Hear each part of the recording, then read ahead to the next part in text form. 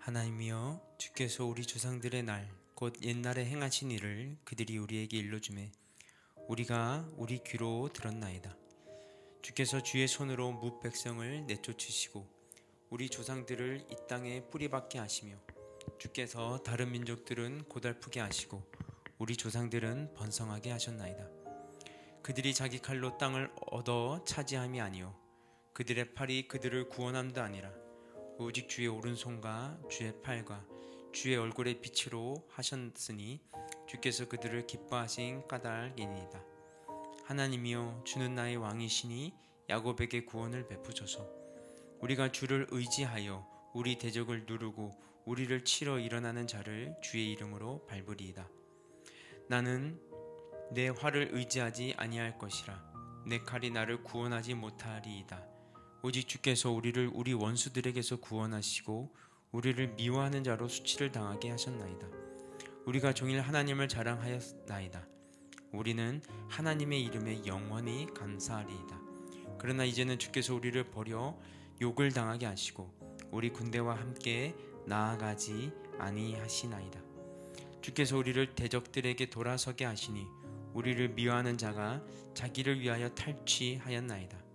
주께서 우리를 잡아먹힐 양처럼 그들에게 넘겨주시고 여러 민족 중에 우리를 흩으셨나이다. 주께서 주의 백성을 헐값으로 파시며 그들을 판 값으로 이익을 얻지 못하셨나이다. 주께서 우리로 하여금 이웃에게 욕을 당하게 하시니 그들이 우리를 둘러싸고 조소하고 조롱하나이다. 주께서 우리를 뭇 백성 중에 이야기거리가 되게 하시며 민족 중에서 머리 흔듦을 당하게 하셨나이다.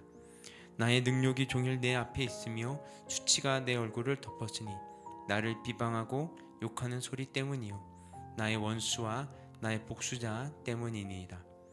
이 모든 일이 우리에게 임하였으나 우리가 주를 잊지 아니하며 주의 언약을 어기지 아니하였나이다.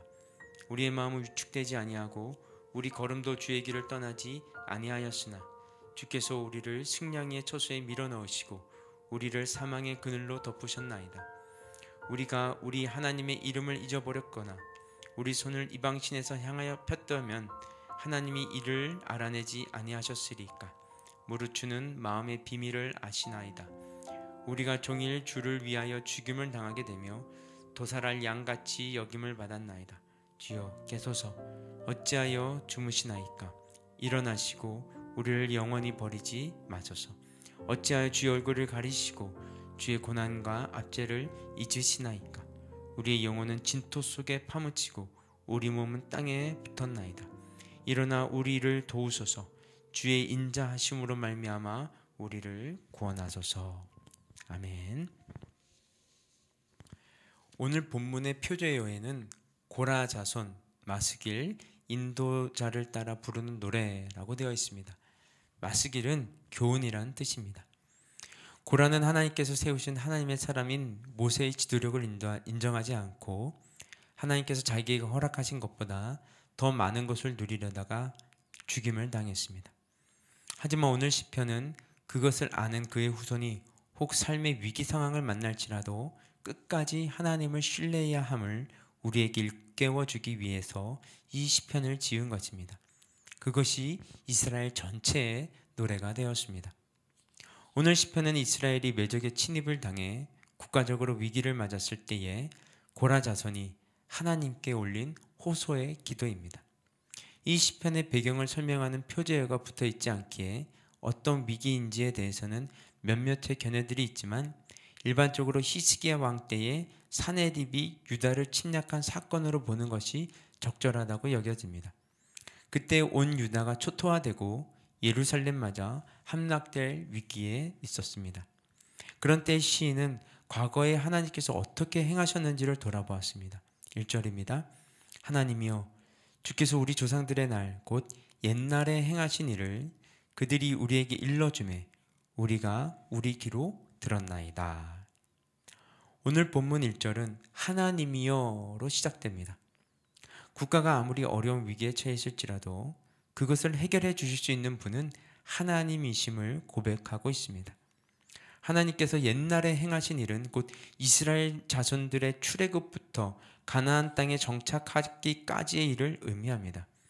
그 일을 그들이 우리에게 일러 주어서 우리가 귀로 들었다고 합니다. 그들의 문자적인 의미는 아버지들입니다. 출애굽에서 어떤 일들이 있었는지를 가정에서 아버지가 자녀들에게 가르치는 것은 의무였습니다. 그것을 자녀들이 듣고 배워서 또 자기들의 자녀들에게 가르쳤던 것입니다. 그럼 우리 가정에도 동일합니다. 부모들은 부모인 우리가 열심히 신앙생활을 하면 자녀들이 잘 배우겠지라고 생각을 많이 합니다. 하지만 잘 배우지 않을 가능성이 더 많습니다. 식탁에서, 일상에서 하나님께서 우리 가정에 행하신 일들을 자녀들과 나누며 배우게 해야 됩니다. 그래서 우리 자녀들이 신앙의 다음 세대가 될 수 있습니다. 그렇지 않으면 불신앙의 다른 세대가 될 가능성이 많이 있습니다. 하나님께서 조상 이스라엘 자손들을 어떻게 인도하셨는지를 2절이 이렇게 증가합니다. 주께서 주의 손으로 뭇백성을 내쫓으시고 우리 조상들을 이 땅에 뿌리박게 하시며 주께서 다른 민족들을 고달프게 하시며 우리 조상들은 번성하게 하셨나이다.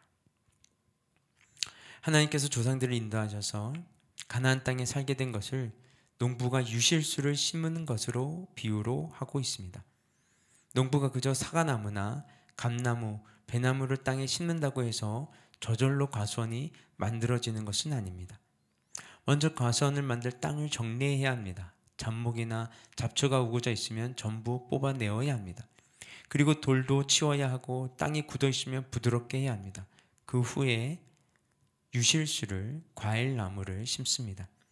그렇다고 해서 끝나는 것이 아닙니다.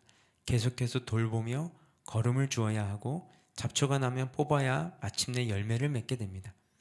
하나님께서 이스라엘 자손들을 가나안 땅에 제대로 심기 위해서 수고를 하셨습니다. 그곳에 있는 잡목과 잡초와 같은 사람들을 내어 쫓으시고 호시탐탐 침략의 기회를 노리는 사람들을 고달프게 하심으로 조상들을 번성하게 하여 주신다고 고백합니다.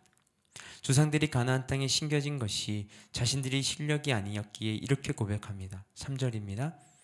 그들이 자기 칼로 땅을 얻어 차지함이 아니오 그들의 팔이 그들을 구원함도 아니오 오직 주의 오른손과 주의 팔과 주의 얼굴에 빛을 하셨으니 주께서 그들을 기뻐하신 까닭이니이다. 자기 칼과 그들의 팔은 인간의 능력을 의미한다면 주의 손, 주의 팔, 주의 얼굴에 빛은 하나님의 능력과 하나님의 역사를 뜻합니다.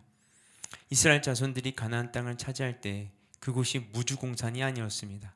각 지파마다 그 땅을 차지하기 위해서 목숨을 걸고서 싸웠습니다. 그럼에도 그들의 능력이 아니라 하나님께서 그 땅을 차지하게 해주셨다고 합니다. 그 이유가 하나님께서 그것을 기뻐하셨기 때문이었습니다.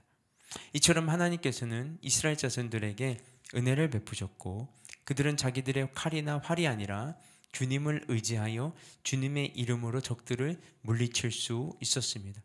그것을 후손들이 알기에 고라 자손인 시인은 하나님을 자랑하고 하나님께 감사를 드린다고 고백합니다. 하지만 과거에 그렇게 조상들과 함께 해주시고 조상들을 기뻐하시고 조상들을 위해 역사하신 하나님께서 지금은 그렇게 하시지 않음을 탄식하고 있습니다. 과거에는 조상들을 버리지 않으셨는데 이제 자신들을 버리셔서 군대와 출전하지 않으셨다고 합니다. 그래서 적들에게 밀려나고 약탈까지 당했습니다. 그렇게 되다 보니 자신들은 이리떼에게 잡아먹히는 양과 같이 되었고 조금이라도 덜 피해를 당하기 위해서 이 나라 저 나라로 피난을 갔다고 합니다. 그것은 마치 하나님께서 자기 백성을 헐값으로 판 것처럼 되어서 자신들은 이웃에게 욕을 먹고 조롱과 웃음거리가 되었다고 합니다. 뿐만이 아니라 여러 나라 사람들의 입에 오르내리는 험담거리가 되어서 너무 창피해서 얼굴을 들고 다닐 수가 없다고 합니다. 그럼에도 소망이 있는 것은 시인은 이 모든 상황을 하나님과 관련하여 생각하고 있습니다. 그래서 9절부터 14절까지 계속 반복되는 단어가 주께서입니다. 주님께서 가만히 내버려 두셔서 이런 일을 겪는 것이지 만약 주님께서 개입하시고 역사하시면 모든 것이 뒤바뀔 것임을 확신하고 있는 것입니다. 하지만 그렇다고 해서 당장 현실이 바뀐 것은 아닙니다. 이런 때에는 좌절과 절망으로 하나님에 대한 신앙을 포기하기 쉽습니다. 하지만 시인은 이렇게 노래합니다. 17절 18절입니다. 이 모든 일이 우리에게 임하였으나 우리가 주를 잊지 아니하며 주의 언약을 어기지 아니하였나이다. 우리의 마음은 위축되지 아니하고 우리 걸음도 주의 길을 떠나지 아니하였으나. 외적에게 온 나라가 유린을 당하면 하나님을 원망하며 하나님 도대체 무엇을 하고 계십니까? 라며 소리를 지를 것 같은데 주님의 언약을 깨뜨리지도 않고 마음을 다른 곳으로 돌린 적도 없고 주의 길에서 벗어난 적도 없다고 합니다. 고라 자손인 시인은 과거의 조상들을 출애굽에서 가나안 땅까지 인도해 주셨다면 지금도 그렇게 역사해 주셔요. 후손들이 또 지금의 역사를 돌아보고 동일하게 하나님을 찬양할 것인데 하나님께서 그렇게 하시지 않으신다고 하소연합니다. 물론 그렇다고 해서 신앙을 버릴 정도로 흔들린 것은 아니었습니다. 그러나 우리가 압니다. 그때가 히스기야 왕 때의 사네립의 침략으로 인한 국가적인 위기였다면 그 결과가 어떻게 되었는지를 말입니다. 밤에 하나님의 사자가 나타나서 사네립의 군대를 쳤습니다. 그날에 죽은 사네립의 군인들의 숫자가 18만 5천 명이었습니다. 하나님의 시계는 어김없이 하나님의 뜻에 따라 돌아가고 있었습니다. 우리의 삶과 신앙에도 과거에 하나님께서 역사해 주심이 분명한데 지금은 그렇지 않다고 여길 때가 있습니다.